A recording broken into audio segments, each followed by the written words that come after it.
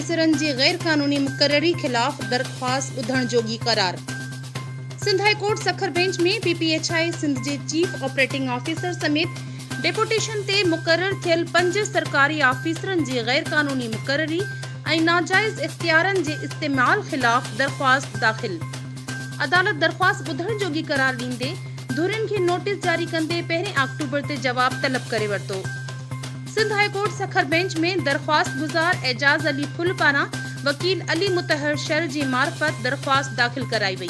Sindh high court Sukkur bench जे जज justice Aftab Ahmad Gorad ऐं जस्टिस अब्दुल रशीद सुमरो पारां केस जी ॿुधणी कई वई। दरख्वास्त गुजार जे वकील अली मुतहर शर अदालत खे ॿुधायो त PPHI सिंध में सुप्रीम कोर्ट जे फ़ैसिले जे उबतड़ सेक्रेटरी ऐं डायरेक्टर सतह जा 5 वॾा ऑफिसर डेपुटेशन ते मुक़रर थियल आहिनि। 18 ग्रेड जो सरकारी ऑफिसर गुलाम अली सुमरो PPHI सिंध में चीफ ऑपरेटिंग ऑफिसर मुक़रर थियल आहे, जेको ॿिन्ही हंधनि तां पघारूं ऐं मराअतूं हासिल करे रहियो आहे।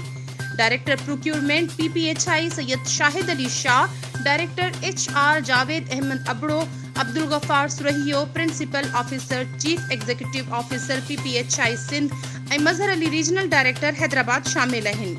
सभई ऑफिसर सरकारी खातनि मां डेपुटेशन ते अची PPHI में मुक़रर थियल आहिनि। दरख्वास्त गुजार अदालत खे ॿुधायो त सुप्रीम कोर्ट जे फ़ैसिले जी रोशनी में मुक़ररियूं गैर कानूनी आहिनि, इन्हनि खे हटायो वञे। किरमनाज़ HRJDU न्यूज़ हैदराबाद।